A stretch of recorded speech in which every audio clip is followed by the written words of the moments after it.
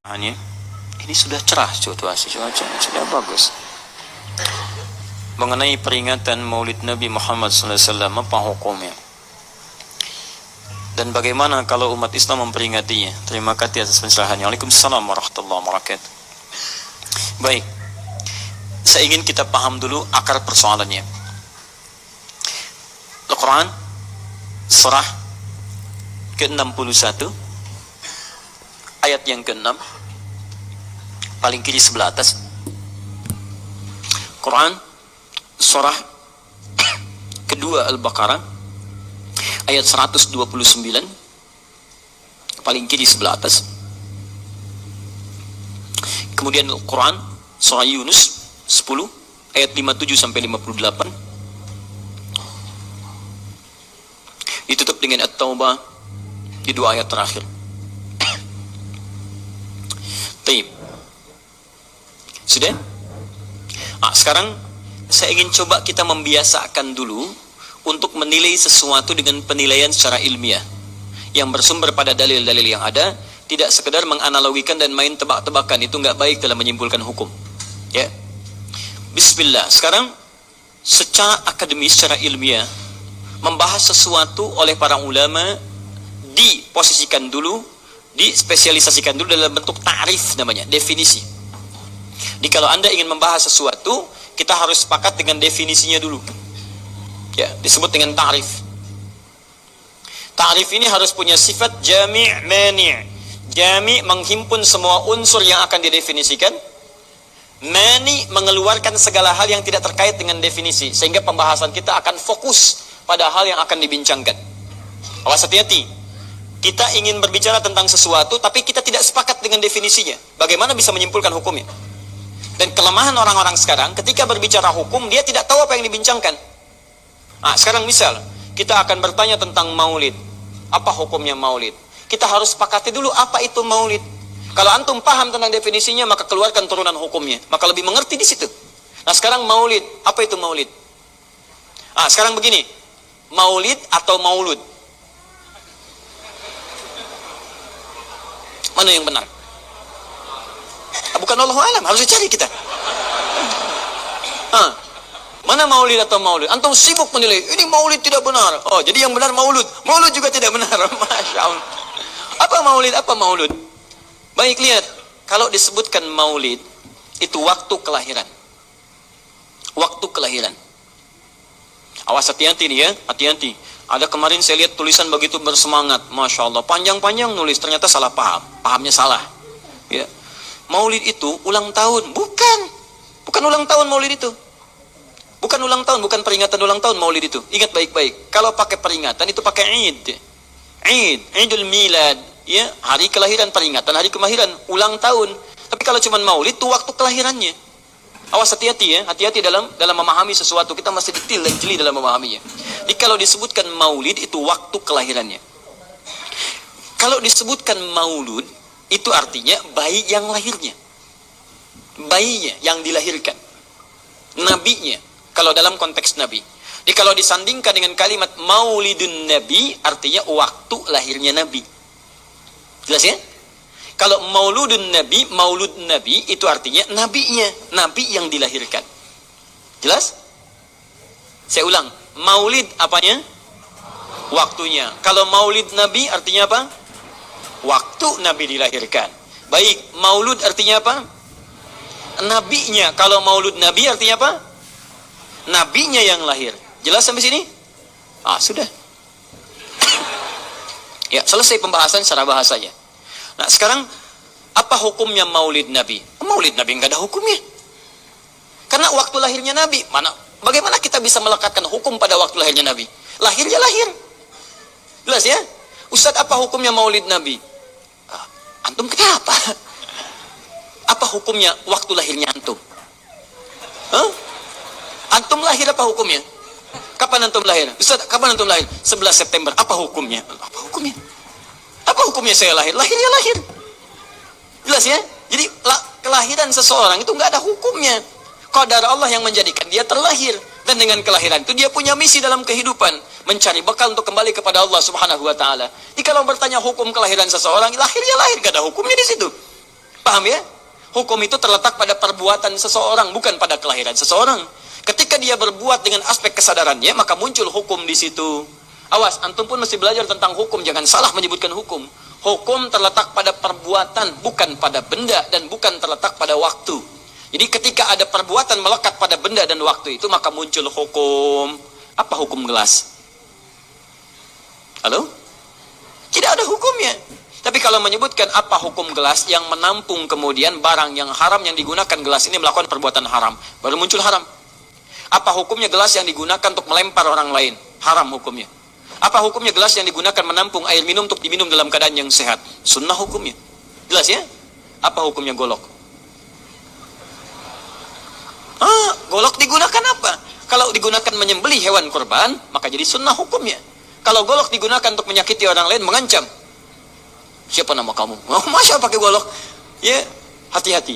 Nah, itu haram hukumnya. Jadi benda terletak kepada, maaf, perbuatan yang melekat kepadanya. Apa hukumnya hari kelahiran? Hari kelahiran gak ada hukumnya. Yang melekat hukum itu bagaimana menyikapi hari kelahiran itu. Itu poinnya. Paham ya? Ketika ada perbuatan melekat kepadanya, maka di situ ada hukum. Maulud itu bayinya, berarti nabinya. Apa hukum maulud? Apa hukumnya nabi? Nabi yang lahir gak ada hukumnya. Jadi kalau Anda menolak maulud dengan pengertian seperti ini, maka Anda keluar dari Islam. Kalau dalam hukum seperti ini, saya menentang maulid Nabi, berarti Anda menentang kelahiran Nabi SAW. Saya menentang maulud Nabi, berarti Anda berhadapan dengan Nabi, Anda musuh Nabi. Jadi kalau Anda dimaksudkan dengan kata maulud dan maulid, Anda tidak bisa menentangnya, bisanya menerima. Saya menerima. Kenapa? Karena dalam pengertian bahasa, maulid itu artinya waktu kelahiran. Maulud artinya nabinya. Jangankan siapa saya dibandingkan Nabi Isa alaihissalam. Nabi Isa itu hidup 600 tahun sebelum Nabi Muhammad SAW dilahirkan. Nabinya belum ada. Nabi Isa sudah ada. Tiba-tiba umatnya menduga Nabi terakhir itu Nabi Isa. Karena Nabi Isa punya sifat yang mirip di ramalan kitab yang mengatakan Nabi terakhir itu punya sifat baik dengan masyarakat lingkungan sosialnya. Dan Nabi Isa itu lembut luar biasa. Jangankan pada manusia, pada hewan pun itu lembutnya luar biasa. Jalan dengan muridnya. Di perjalanan kemudian ada aliran anak sungai melihat bangkai hewan. Sudah jadi bangkai, baunya luar biasa. Kata muridnya, guru, bau sekali bangkai ini. Kata Nabi Isa alaihi salam, Al-Masih, yang disebut oleh sementara orang dengan Yesus, itu Nabi, bukan Tuhan. Nabi beliau mengatakan, kata Nabi Isa, perhatikan, begitu putih sekali dan bersih giginya. Kata muridnya, Tuan Guru, kenapa Anda mengatakan demikian? Kata Nabi Isa, karena manusia hanya akan menyampaikan apa yang ada dalam benak pikirannya. Jadi kalau pikiran Anda kotor, Anda akan melihat bangkainya saja. Tapi kalau pikiran kita baik, kita akan mencari yang terbaik dari hewan itu. Bukankah dia ciptaan Allah? Bukankah dalam setiap ciptaan ada hikmah dan kebaikan? Perhatikan bagaimana putih bersih giginya. Jadi kalau bangkai saja bisa menjaga kebersihan gigi, kenapa kamu yang masih hidup tidak mesti? Ya minimal kamu jaga perasaan. Minimal jaga perasaan, kan? Taib, itulah luar biasa. Di sini sering diambil hikmah bahwa teko akan mengeluarkan isi tekonya. Isinya kopi, keluar kopi. Isinya air bening, keluar bening. Isinya susu, keluar susu. Demikian juga kita. Bayangkan, Nabi Isa bukan hanya pada manusia. Pada hewan yang telah jadi bangkai pun, itu mohon maaf, kalimatnya dan sikapnya begitu indah, luar biasa. Maka diduga oleh kaum itu Nabi dan Rasul yang terakhir. Saat mendengar kalimat itu, kata Nabi Isa, bukan saya. Nabi terakhir punya sifat sama seperti saya dengan hubungan dengan makhluk. Jadi bukan cuma dengan manusia, dengan hewan, jangan sakiti. Kalaupun menyembelih, jangan sakiti hewannya. Makanya Nabi ini akan memberikan isyarat-isyarat yang sangat indah. Masya Allah. Pada tumbuhan, dia jaga. Tapi Nabi yang terakhir ini punya keunggulan yang tidak bisa disaingi oleh Nabi-Nabi lainnya. Apa itu? Ibu bapak sekalian, tingkat kedekatannya dengan Allah luar biasa. Ibadahnya luar biasa. Dalam bahasa Arab, tingkat kebaikan yang terkait dengan makhluk secara sosial, itu kalau satu kebaikannya disebut dengan Mahmud. Tapi kalau banyak kebaikannya disebut dengan Muhammad. Tapi kalau hubungan dengan Allah, ya dengan Khalik, kalau punya tingkat hubungan yang baik, satu sisi saja disebut Hamid namanya. Hamid. Antum rajin tahajud tapi belum konsisten puasa sunnah, maka antum namanya Hamid. Perempuannya Hamidah. Misal ada perempuan namanya Wanda, pakai Hamidah. Wanda Hamidah. Ya, itu artinya yang dekat dengan Allah. Jadi kalau ada yang namanya Wanda Hamidah, jauh dari Allah, ya, kemudian pendapatnya menyimpang dari ketentuan Allah, masih diingatkan, Anda Hamidah, Anda dekat dengan Allah, maka tidak layak mengeluarkan statement yang tidak sesuai dengan hukum-hukum Allah Subhanahu wa taala. Ya, Hamid, awas, Hamid, nama Anda Hamid. Bisa namanya Fahmi, Masya Allah. Hamid Fahmi Zarkashi, Masya Allah. Itu artinya hubungan dekat dengan Allah Subhanahu wa Ta'ala. Perempuannya Hamid, laki-lakinya Hamid, perempuannya Hamidah, Masya Allah. Paham sampai sini? Kalau bentuk superlatif, banyak ibadahnya, tahajudnya, sedekahnya, puasanya, segalanya, maka Masya Allah berubah kalimatnya. Dari kata Hamid jadi Ahmad. Ahmad. Maka Nabi Isa tidak menyebutkan kalimat Muhammad, tapi menyebutkan kalimat Ahmad. Karena kalau disebutkan kalimat Muhammad, nilainya serupa dengan beliau. Punya nilai kebaikan yang sama. Nabi Isa baik pada hewan, Nabi Muhammad baik pada hewan. Kata Nabi, lihat, kalau Nabi Isa sudah jadi bangkai, Nabi Muhammad ketika hewan akan disembelih pun, disembelih, kata Nabi jangan sakiti dalam penyembelihannya. Tajamkan dulu pisaunya. Ketika menyembelih, jangan lakukan berkali-kali. Kata Nabi, tajamkan, begitu anduk kemudian sembelih, seketika selesai. Cari urat yang membuat cepat darahnya keluar. Nabi itu. Dan dalam menajamkan itu, antum jangan memperlihatkan depan hewannya. Tidak boleh. Kandidat selanjutnya, siap-siap ya. Masya Allah, tidak boleh. Awas saat kurban tuh. Kadang suka lupa antum tuh. Ya di bawah sini, ini masih begini-begini tuh. Itu menyakiti hewan secara psikologis. Nggak boleh, nggak boleh. Ya, awas ya. Tayyib. Tumbuhan, lihat. Tumbuhan. Nggak boleh dalam keadaan perang itu kan luar biasa dahsyat. Emosi memuncak, segalanya ada. Tapi Nabi katakan, jangan rusak tanaman. Dahsyat, cuma dalam Islam. Itu yang 212 tahun lalu itu, Masya Allah, nggak ada yang injak rumput, nggak injak macam-macam. Ya, itu yang kameramen yang injak rumput tuh. Ya, kameramen injak rumput tuh. Yang kameramen begitu diinjak, dimunculkan di media gitu kan. Wah, tapi lihat betapa rapi, bersih, itulah Islam. Tapi jangan cuma 212 saja. Ya, 312, 412, 484 dan sebagainya. Jadi, semua yang ada setiap hari kita jaga. Ada tumbuhan, jaga. Yang praktekkan negara lain. Di New Zealand ada tumbuhan, antum sedang ngidam, papa pengen daun itu, tunggu sampai jatuh, nggak bisa diambil. Begitu diambil, denda. Padahal yang punya teorinya Islam, tapi hubungan dengan Allahnya itu bukan Muhammad, tapi Ahmad. Makanya Nabi Isa mengatakan, wa mubasysyara bi rasulin ya'ti min ba'di ismuhu Ahmad. Saya kasih kabar gembira, Rasul terakhir bukan saya, tapi seseorang yang nilai ibadahnya lebih daripada saya. Jaminan surganya sudah ada, bahkan turun surah kepadanya, inna a'tainakal kautsar. Dirinya dijaga dari kesalahan, maksum, sifatnya luar biasa baik, tapi itu tidak menghentikan dia untuk mendekat kepada Allah dengan sifat yang luar biasa. Kata Sayyidah Aisyah di Al-Bukhari, nomor hadis 2010 sampai 2012, ya Rasulullah, alam takun ma'suban, alam takun malmunan, lima hakadha. Kenapa sampai bengkak-bengkak begini Anda tahajud? Bukankah Anda dijamin masuk surga? Dijaga dari kesalahan. Apa kata Nabi? Afala akunu abdan syakura. Apa aku nggak boleh jadi hamba yang bersyukur kepada nikmatnya Allah Subhanahu wa Ta'ala?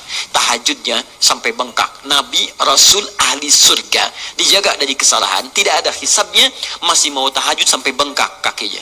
Ditanya oleh istrinya, kenapa sampai begini? Kata beliau, ringan saja, nggak boleh aku bersyukur.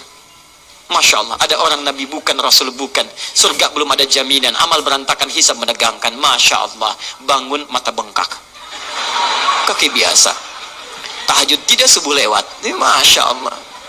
Cita-cita surga Firdaus. Ini luar biasa. Makanya Nabi Isa mengatakan Ahmad bukan Muhammad.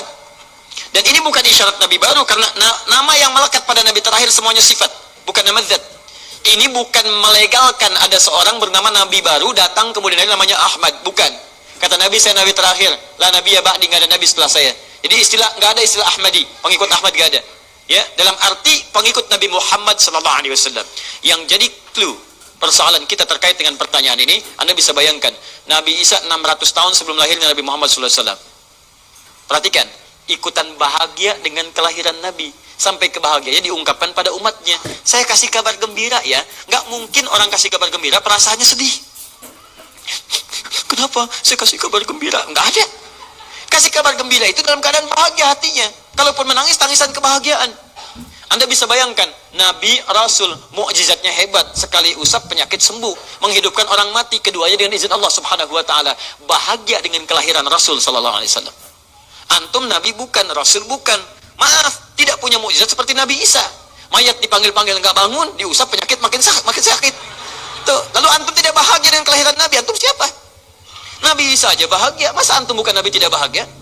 Dan hebatnya, ada orang bisa bahagia, nabinya belum lahir. Biasanya sifat bahagia dalam kelahiran itu setelah bayinya lahir, bukan sebelum lahir. Alhamdulillah, alhamdulillah. Akhi, kenapa antum? Alhamdulillah, Saya punya anak laki-laki namanya Abdurrahman. Kapan? Nanti setelah menikah. Ini Masya Allah. Nikah aja belum, kenapa bisa memberikan kabar gembira? Antum kenapa? Itu lihat akhi boy tiba-tiba seperti itu. Orang bingung. Akan bubar pengajian kalau ustaznya begitu. Ya. Jadi mustahil ada orang memberikan kabar gembira ketika bayinya belum lahir. Tapi kemuliaan Nabi Muhammad SAW menjadikan seorang Nabi Isa belum lahir, nabinya sudah merasakan gembira dan memberikan kebahagiaan pada umatnya. Kalau bukan Nabi Muhammad, mustahil. Ada kemuliaan tersendiri bagi Nabi Muhammad SAW. Setiap Rasul menantikannya. Nabi Isa menantikan. Masa antum tidak menantikan itu? Jadi kalau ada orang menolak maulid dalam arti waktu kelahirannya, maka dia telah ingkar pada Nabi Muhammad SAW. Maulud Nabi Ibrahim AS. Antum kenal Nabi Ibrahim? Masya Allah. Luar biasa. Alhamdulillah. Nabi Ibrahim, Nabi Ismail alaihissalam, keduanya meninggikan bangunan Ka'bah. Setelah selesai bangunan Ka'bah ditinggikan, keduanya berdoa di samping Ka'bah. Apa doanya? Doa maulud. Lahirnya, bayinya. Nabi terakhir yang lahir di samping Ka'bah, yang ditinggikan oleh keduanya. Ya. Wa idh yarfa'u Ibrahimul qawa'ida minal baiti wa Ismail, ayat 127-nya. Setelah selesai meninggikan bangunan pondasi Ka'bah ini, keduanya berdoa di samping Ka'bah. Di antara doanya ayat 129-nya. Rabbana wab'ath fihim rasulan minhum yatlu 'alaihim ayatika wa yu'allimuhumul kitab wal hikmah wa yuzakkihim innaka antal azizul hakim. Ya Allah, mohon utus seorang rasul dari kalangan mereka di tempat ini yang lahir di sekitaran ini. Jadi ada rasul yang lahir di dekat sekitaran Ka'bah. Hasil penelitian, tidak ada rasul satupun yang lahir di dekat Ka'bah kecuali Nabi Muhammad SAW. Ya, silahkan cek. Kami baru kembali dari sana dan sampai sekarang tempat dilahirkannya masih ada dan disamarkan dalam bentuk museum. Ya, di bawahnya ada perpustakaan Al-Maktabah Qadimah. Di kalau antum dari Zamzam di sini, ini As-Saffah. Ya, nyebrang sedikit ini Istana Raja, dalam jarak cuma 15 meter ke sini kurang lebih. Lurus ke sini, kemudian belok langsung ke sebelah kanan. Di sini ada jembatan ke atas, ke lantai yang ketiga, ya, naik ke sini. Kemudian di sini antum langsung belok ke pintu sini. Ini ada babul ajad, bab yang ke pintu ke-25. Ini bab Ismail, pintu ke-26. Antum lurus saja ke sini, jangan belok sini, jangan belok sini. Di sini kemudian ada gate lurus King Abdul Aziz, yang pertama di sini. Ya, antum belok kanan sini, lurus sekitar 30 meter dari sini, sebelah kanan ada pos satpam. Di atas pos satpam ada kamera CCTV 1. Dari sini antum jalan sampai ujung, di ujung sini, dari sini ke sini ada 35 kipas di atas. Pas di ujung sini, kemudian ambil lurus ke sini, di sini ada bab Ali, ini masih dibuka, babus salam ini ditutup, di sini sebelumnya babun Nabi. Kemudian ambil tarik garis lurus dari babus salam ke sini, dari jarak sini ujung ke sini, ya ada sekitar 200 meter ke ujung sinilah. Di sini ada bangunan warna krem di sini. Di sampingnya ada tempat ngambil air Zam-Zam dengan menggunakan keran. Jadi kalau punya girigen ingin ngambil banyak, jangan nyusahin orang ngambil di misalnya di termos-termos yang besar itu. Ambil dari sini, itu ada keran langsung dan gratis di situ. Ya, beli kompannya sekitar 5 real, antum ambil dari situ, masukkan airnya, bisa bawa ke hotel. Isi kapan bolak-balik di sini. Sampingnya persis ini tempat Nabi dilahirkan. Ini maulud Nabi, bayinya lahir di sini. Ya, bayinya lahir di sini. Cuman disamarkan oleh pemerintah kerajaan Arab Saudi supaya tidak dikultuskan tempat ini. Karena begitu pernah ada yang tahu ini, banyak salah ibadah. Kan Ka'bahnya di sini, sholatnya ngadep ke sini. Betul Pak, Bu, pernah terjadi. Makanya kalau antum lihat dari ujung saya sudah kelihatan, dari ujung sudah ada di sini warna biru. Ya, ada tulisan di situ, ada gambar dicoret, ada gambar orang sedang rukuk ke situ, ada sorban dan sebagainya. Ada tulisan di situ, jangan beribadah menghadap ke sini karena ini bukan kiblat, haram hukumnya. Dan ditulis dengan menggunakan bahasa Arab, bahasa Inggris, bahasa Urdu, plus bahasa Indonesia. Artinya ada orang Indonesia juga yang salah ke sini. Ya. Kalau tidak mustahil ditulis pakai bahasa Indonesia. Nggak ada tulisan bahasa Cina, bahasa Jepang dan yang lainnya. Ya. Nah, jadi ini kemudian dicoret, tapi tidak mencoret tentang situs pernah lahir di sini Nabi Muhammad SAW. Jadi artinya doa dua Nabi tadi dikabulkan oleh Allah Subhanahu Wa Taala. Nabi Ibrahim, Nabi Ismail. Dan tahukah Anda keduanya berdoa jauh sebelum kedatangan Nabi Isa. Saya pernah katakan 30 generasi sampai Nabi Ibrahim dari Nabi Muhammad SAW. Muhammad SAW bin Abdullah, bin Abdul Muttalib, bin Hashim, bin Abdul Manaf, bin Qusay, bin Murrah, bin Kilab, bin Ka'ab, bin Ghalib, bin Fihir, bin Malik, bin Nadar, bin Kinana, bin Khuzaimah, bin Mudrikah, bin Ilyas AS, bin Nizar, bin Mudar, bin Ma'ad, bin Adnan, bin Addi, bin Adri, bin Muqawwam, bin Nahur, bin Tarif, bin Ya'rub, bin Yasjub, bin Nabit, bin Ismail AS, bin Ibrahim AS. 30 generasi. Ulangi Mas Boy. 30 generasi. Dari Nabi Ibrahim sampai Nabi Ismail alaihi wassalam, ya sampai kemudian ke Nabi Muhammad sallallahu alaihi wasallam. Anda bisa bayangkan enggak? 2 orang nabi, 2 orang rasul. Gelar yang pertama Ibrahim alaihissalam Khalilullah, yang paling dekat dengan Allah. Jaminan surganya ada. Nabi Ismail disebut dengan gulamun halim oleh Al-Quran, yang paling perasa, yang paling dekat dengan Allah subhanahu wa ta'ala. 2 orang nabi paling dekat dengan Allah, disayang Allah, dijamin masuk surga. Inspirasi kisahnya sampai kita ke sekarang mendoakan kepada Allah tentang maulud Nabi, sehingga lahirnya Nabi Muhammad SAW 30 generasi setelahnya. Antum nabi bukan, rasul bukan, tidak sedekat keduanya dengan Allah, jaminan surga nggak ada, hisab menegangkan, amalan berantakan. Kisah hidup antum belum tentu jadi inspirasi di masa depan. Sekarang pun tidak. Tiba-tiba antum menolak maulud, antum siapa? Kalau antum menolak maulud berarti antum menolak Nabi sallallahu alaihi wasallam dalam pengertian baiknya. Jelas ya? Jadi kalau kemudian ada disebutkan maulid dan maulud, itu artinya maulid waktu kelahiran, maulud bayi yang dilahirkan. Sekarang bagaimana menyikapi maulid dan maulud itu? Saya tahu nabinya dilahirkan, nabinya sudah ada. Jelas ya? Maka kemudian saya pun tahu waktu kelahirannya. Bagaimana kemudian menyikapi itu semua? Maka Masya Allah, Quran surah ke-11 tadi, 10 tadi, Yunus, ayat 57 sampai 58.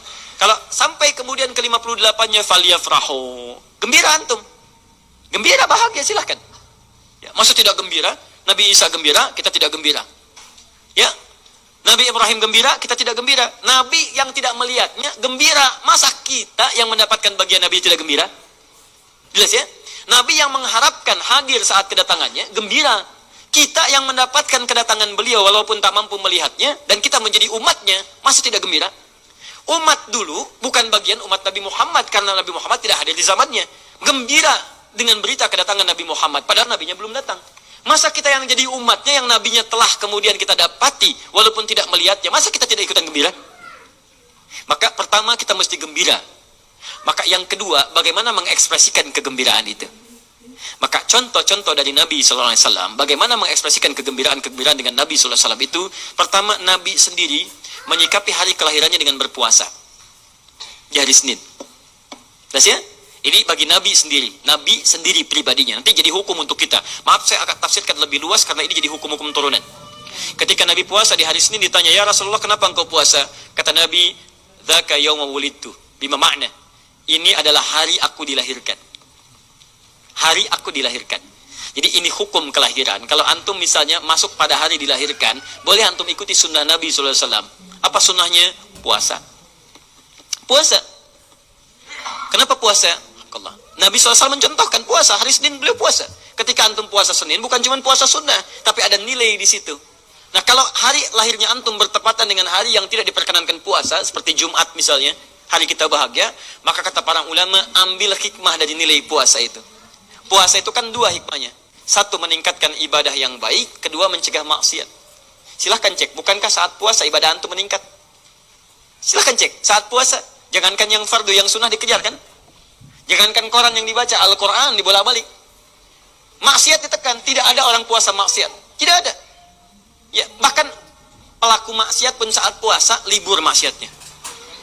Minimal takut batal puasanya. Jangankan maksiat, maaf, mencela orang pun dia tahan, berdusta dia tahan. Jam 5 bu, tinggal 1 jam mau buka, dicela orang habis-habisan. Wah, nggak balas dia. Kenapa nggak balas? Kan biasanya antum keras. Habis maghrib, habis maghrib, luar biasa. Habis maghrib tuh, begitu maghrib lupa, habis maghrib lupa. Ya, kenapa? Dia jaga. Jadi hikmah orang puasa itu kalau sudah puasa, ibadahnya meningkat, maksiatnya hilang. Jadi kalau antum ikut rajin puasa, ibadah tidak meningkat, maksiatnya tetap ada. Ada yang salah dengan puasa antum. Makanya ketika datang hari kelahiran, sebetulnya yang paling tepat, kalau antum bertepatan dengan waktu-waktu sunnah puasa, antum puasa. Senin, antum puasa. Tapi kalau tidak bertepatan dengan waktu itu, hikmah puasa yang antum ambil. Antum koreksi diri sampai dengan hari kelahiran itu, berapa banyak ibadah sudah antum kumpulkan, berapa maksiat antum harus tangisi. Itu hikmah terbesarnya. Bukan rame-rame. Tiup lilinnya. Masya Allah, lilin ditiup, maksiat terus muncul. Apa faedahnya? Kasihan lilin tuh, udah dibakar, ditiup, dan antum yang salah. Paham ya, teman-teman sekalian? Nah, sekarang bagaimana para sahabat menyikapi kelahiran Nabi SAW, kedatangan Nabi SAW, dan menyikapi keberadaan Nabi SAW.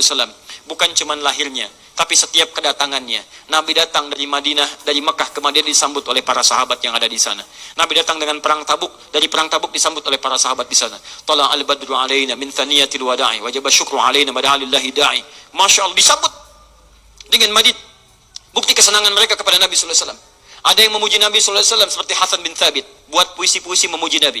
Seperti Zuhair bin Abi Salma, tadinya musuh Nabi, begitu masuk Islam memuji Nabi sallallahu alaihi wasallam. Ada yang lagi kemudian menghormati Nabi dengan kedatangannya, dengan mengikuti Nabi kemanapun. Nabi mencontohkan, amalkan. Nabi mengajarkan, ikuti. Masya Allah. Begitu Nabi meninggal, diabadikanlah kemudian nilai-nilai penghormatan itu. Ada yang menulis sejarah tentang Nabi. Ada yang menulis pujian kepada Nabi dalam bentuk sholawat. Ada yang menulis tentang amalan-amalan Nabi. Ada yang menulis tentang pengajaran-pengajaran Nabi. Dikumpulkan dan sampailah itu kemudian kepada kita semuanya. Dan itulah cara terbaik menyikapi tentang maulud dan maulid. Apa cara terbaiknya? Keluarkan ayat-ayat Qur'annya. 1. Quran surah ke-33 ayat 21-nya. Laqad kana lakum fi Rasulillahi uswatun hasanah. Sungguh ada pada diri Nabi sallallahu alaihi wasallam suri teladan terbaik untuk kita. Maka jika antum misalnya hadir momentum kelahiran Nabi sallallahu alaihi wasallam, maaf, biasanya kalau ada momentum-momentum tertentu orang bersemangat untuk mengingatnya. Silahkan cek. Hari pahlawan, ingat para pahlawan. Hari pahlawan berakhir, tidak ingat lagi. Hari kemerdekaan, ingat sampai pinang dipanjat-panjat. Ya, begitu dipanjat, kenapa panjat pinang? Masya Allah, menghormati pahlawan. Hari pahlawan sampai naik panjat pinang. Luar biasa. Ada yang tarik tambang, ya, menghadirkan energi para pahlawan. Antum bisa bayangkan, momentumnya ada. Begitu hilang itu semua, tiba-tiba hilang lagi kemudian ingatan kita. Artinya, selalu ada momentum untuk mengajak kita mengingat sesuatu. Begitu Ramadan, ingat lagi amalan. Hilang Ramadan, hilang lagi kemudian amalan. Nah, jadi apa yang terbaik dihadirkan? Ketika ada momentum itu, maka para ulama kemudian mencoba untuk menampilkan nilai-nilai tadi untuk mengembalikan kita pada tuntunan Nabi sallallahu alaihi wasallam. Maka ditulislah kemudian sirah-sirah Nabi, disampaikan untuk mengenalkan Nabi Muhammad sallallahu alaihi wasallam. Mumpung mereka ingat, disampaikanlah pengajaran-pengajaran tentang Nabi. Disampaikan ada pujian-pujian salawat kepada Nabi. Kalau yang dimaksudkan tentang nilai-nilai ini, maka dari dulu sudah ada. Sudah ada. Dan yang sudah ada ini tidak dibatasi dengan waktu. Bukan muncul Rabiul Awal saja. Rabiul Awal ke Safar, datang lagi itu. Safar sebelumnya Safar, Rabiul Awal kemudian ke Rabiul Akhir, muncul itu. Ke Jumada, muncul itu. Jadi maulid itu tidak dibatasi dengan waktu. Setiap waktu itu maulid. Maulud tidak dibatasi dengan waktu. Setiap waktu itu maulud.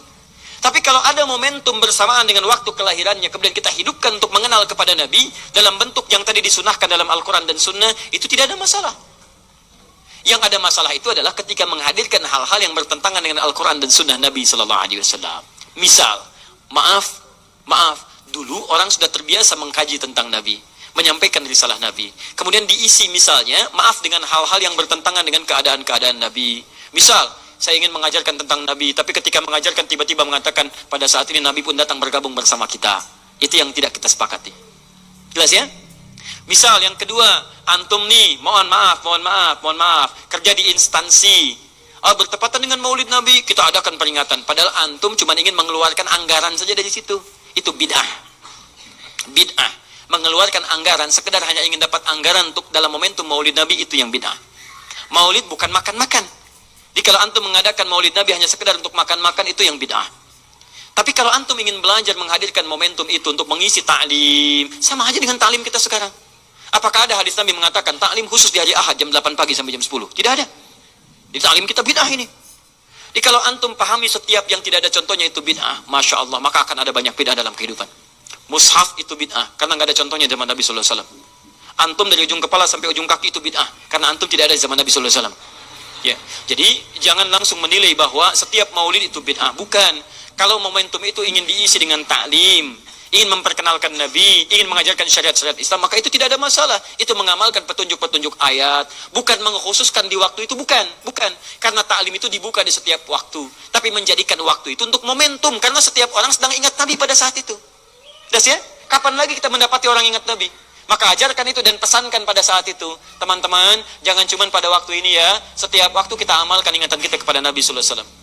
Makanya saya kalau diundang, Ustadz ada maulid Nabi, saya datang untuk ceramah, untuk menyampaikan pesan-pesan terkait dengan Nabi Sallallahu Alaihi Wasallam.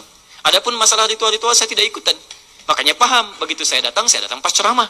Ceramah, saya berikan ceramahnya. Nabi begini, apa itu maulid? Allahu alam. Bukan Allahu alam, kan antum bikin spanduknya di sini. Apa itu maulud? Maulud. Bukan maulud. Maulud itu begini, maulid itu begini. Ketika kita terangkan, kita sampaikan, Masya Allah. Antum tahu apa yang terjadi? Mereka mulai sholat dengan baik, masjidnya mulai ramai. Besoknya tidak ada ramai-ramai lagi. Begitu ada maulid, ceramah lagi. Ternyata ceramahnya nggak sampai maulid lagi. Besoknya ceramah lagi. Ahadnya ada waktu taklim. Dan itulah cara terbaik untuk memberikan penjelasan kepada masyarakat untuk mencintai Rasulullah Sallallahu Alaihi Wasallam. Paham ya? Jangan seketika, ini maulid bid'ah. Masya Allah, antum tuh bid'ah dari kepala sampai kaki. Ya. Saya luar biasa kesal. Kadang ada orang bikin perbandingan begini, maulid Nabi, maulid. Zaman Nabi tidak ada coret. Zaman sahabat tidak ada coret. Zaman tabi'in tidak ada coret. Zaman ini ada. Lalu diserupakan yang ikut-ikut ke sini. Antum kalau mengamalkan hukum seperti ini fatal. Zakat pakai beras. Zaman Nabi coret. Zaman sahabat coret. Ya, zaman tabi'in coret. Zaman ulama coret. Zaman antum ada bid'ah antum. Cara menyimpulkan hukum bukan seperti ini. Lihat turunannya, lihat dalilnya, lihat pemahamannya, lihat turunan-turunan fikihnya. Ya, bagaimana bisa zakat pakai beras jadi? Padahal contoh nggak ada, dalil nggak spesifik. Ayo coba temukan, Nabi zakat pakai beras, temukan. Kalau antum menemukan, Masya Allah, saya bermohon kepada Allah supaya Allah mempercepat hajinya antum dan masuk surga tanpa hisab. Tiap hari saya doakan. Tidak cukup dengan amin, cari dulu. Cari di setiap hadis Nabi zakat pakai beras. Saya sampaikan pada antum, sampai kiamat kurang 2 hari, antum nggak akan temukan. Sehari lagi buat sadar, ngapain nyari? Ya. Karena Nabi tidak pernah bersentuhan dengan beras. Silakan cari di kitab hadis palsu pun, sepalsu-palsunya nggak akan ditemukan. Capek pemalsu hadis mengarang hadis palsu tentang itu. Nggak akan didengar, nggak akan dilihat. Kenapa? Karena tidak ada. Ya, kata Muawiyah, hadza irqun, itu makanan pokok. Nabi zakat pakai kurma, pakai gandum. Ya, lihat, karena itu makanan pokoknya. Makanya setiap makanan pokok yang digunakan, kata para ulama, mendekati kaidah usul fikihnya. Lihat, kaidah usul fikih diambil di sini. Setiap yang punya keserupaan dengan itu, sekalipun teksnya tidak jelas langsung menunjuk, itu ada isyarat, namanya qarinah namanya. Kalau ada isyarat menunjukkan kepada itu, maka boleh digunakan sebagai alternatif lain dari makanan pokok yang tidak didapati di masa kita dengan generasi yang berbeda. Tapi kalau makanannya sama di setiap generasi, dia zakatnya pakai itu. Makanya orang Arab sampai sekarang pakai kurma, ada yang pakai gandum. Kita makanan pokoknya bukan itu. Antum makanan pokoknya apa? Beras, Masya Allah, beras. Baik pemirsa, beras itu makanan pokok bagi hewan yang bertembolok, ya. Ayam, bebek itu beras. Baik, makanan kita nasi. Dan nasi bersumber dari beras. Baik, nasi bersumber dari beras. Jadi kalau kita ingin zakat pakai beras, boleh tidak? Nah, lihat bagaimana cara pendekatannya. Dalil belum ditemukan aslinya. Seperti maulid tadi, menyikapi dengan taklim macam-macam, nggak ada nas aslinya. Tapi korinahnya ditemukan, sama-sama makanan pokok, sama-sama taklim, sama-sama meminta untuk ikut ajaran, sama-sama mereka ingat tentang Nabi SAW. Maka semua hukum itu kita terapkan, jadilah hukum terapan dalam kehidupan kita. Paham? Dan itu tidak disebut dengan bid'ah. Jelas ya? Bid'ah. Alhamdulillah. Tapi kalau yang rame-rame tadi, yang tidak jelas ya, hanya menghabiskan anggaran, makan-makan tidak karuan, meyakini ini itu dan sebagainya, saya tidak sepakat dengan itu. Saya tidak sepakat. Allah Ta'ala alam bisawab.